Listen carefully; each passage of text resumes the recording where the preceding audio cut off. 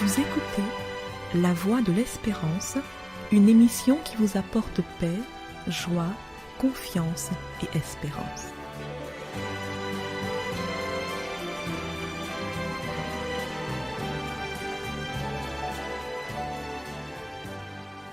Bonjour la Guyane et bonjour à tous depuis la Guyane. Travaillez bien pour aller bien.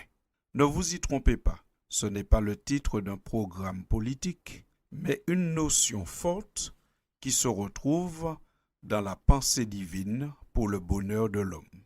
Cette semaine, nombreux sont ceux qui ont pu bénéficier d'un jour de repos supplémentaire. C'était le 1er mai.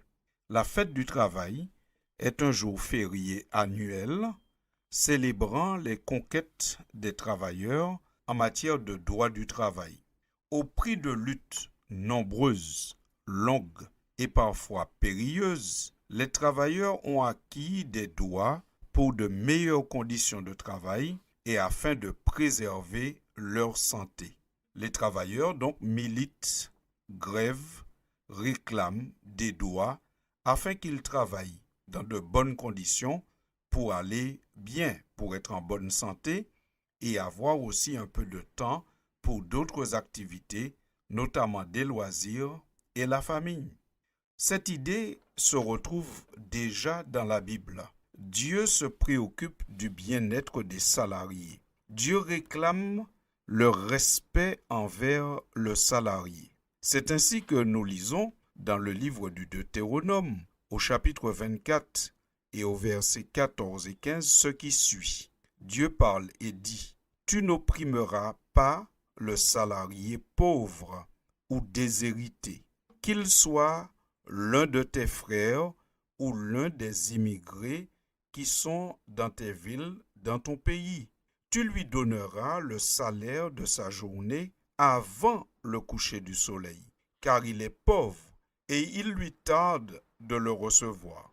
Sans cela, il invoquerait le Seigneur contre toi et ce serait un péché pour toi. » Fin de citation. Chers amis, disons-nous bien que si quelqu'un va travailler, c'est parce qu'il a besoin de subvenir à ses besoins. Il a besoin d'avoir des revenus, de l'argent, pour pouvoir s'occuper soit de lui-même ou soit de sa famille. Donc c'est pour cela que Dieu dit, quand on fait travailler quelqu'un, donne-lui son salaire avant le coucher du soleil. Il faut se rappeler qu'à cette époque, le salaire était plutôt journalier que mensuel. Donc l'idée ici, c'est de dire que quand quelqu'un a travaillé, il faut le payer en temps et en heure. Il faut le payer ce qui a été convenu et dans le temps convenu. Par conséquent, Dieu dit que c'est un péché de faire travailler quelqu'un et de ne pas lui verser son salaire. Combien parfois sont des gens ayant bonne figure dans la société, faisant travailler des personnes, des jardiniers, des ouvriers de toutes sortes, des peintres, et qui attendent leur salaire des fois, parfois depuis 3 ans. Ce n'est vraiment pas une bonne chose et ça ne crée pas une société pacifique. Si on fait travailler quelqu'un, comme dit le Seigneur, il faut lui donner son salaire en temps et en heure pour qu'il puisse subvenir à ses besoins. Dieu se préoccupe du bien-être des salariés. Et c'est par la plume du prophète Ésaïe que nous le comprenons.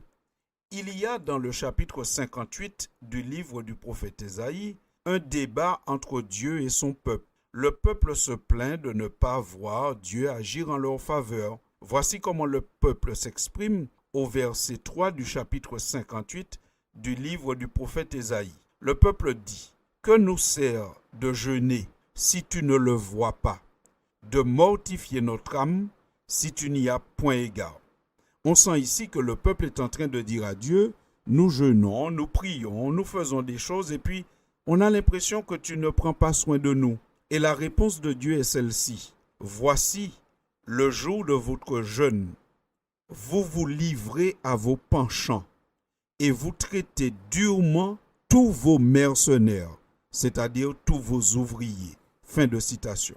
Chers amis, on sent ici que Dieu, en débat avec son peuple, est en désaccord, en leur disant : oui, vous avez un culte, vous jeûnez, vous priez, Mais en réalité, le jour même où vous jeûnez, vous êtes en train de traiter durement vos mercenaires, vos ouvriers, des personnes que vous avez embauchées pour une tâche quelconque. On sent et on voit très clairement que Dieu veut que celui qui embauche paye en temps et en heure. Et si nous venions devant le Seigneur, même en temps de culte, en temps de prière, sans nous être acquittés du salaire que nous devons à quelqu'un, eh bien Dieu n'est pas du tout dans l'appréciation de cette démarche. Il nous faut donc être attentifs à ne pas être amoureux de l'argent au point de faire travailler des personnes et de ne pas les payer.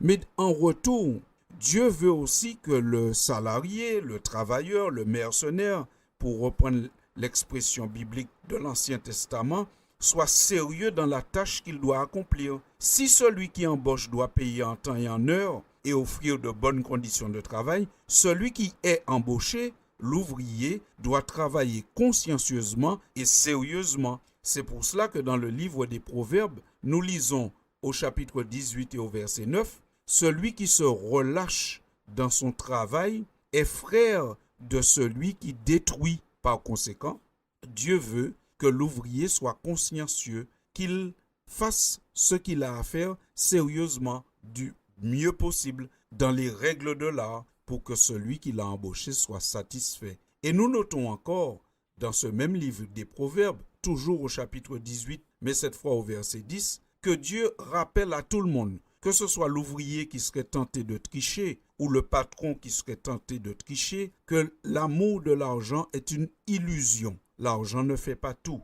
Je lis pour vous, Proverbe 18 à partir du verset 10. « Le nom de l'Éternel est une tour forte. Le juste s'y réfugie et se trouve en sûreté. La fortune est pour le riche une ville forte dans son imagination. C'est une haute muraille. Avant la ruine, le cœur de l'homme s'élève, mais l'humilité précède la gloire. » Fin de citation. Vous avez certainement noté que dans la lecture, nous avons insisté sur ces trois mots « dans son imagination ». La fortune est pour le riche une ville forte, une muraille, mais ça c'est dans son imagination, dit la Bible. Et certainement, la réalité, le quotidien nous le prouve. L'argent ne nous protège pas de tout. L'argent peut être une illusion. Dans notre imagination, on peut penser que l'argent qu'on gagne ou l'argent qu'on prend, qu'on ne donne pas à celui qui y a droit, ou l'argent qu'on gagne malhonnêtement, sans faire le travail pour lequel nous avons été payés, va nous faire du bien. Mais tout cela, c'est que dans notre imagination. Dans la réalité, la vraie ville forte, la vraie muraille, c'est l'Éternel. Alors que nous venons d'avoir ce jour de repos, la fête du travail, c'est l'occasion pour nous de nous rappeler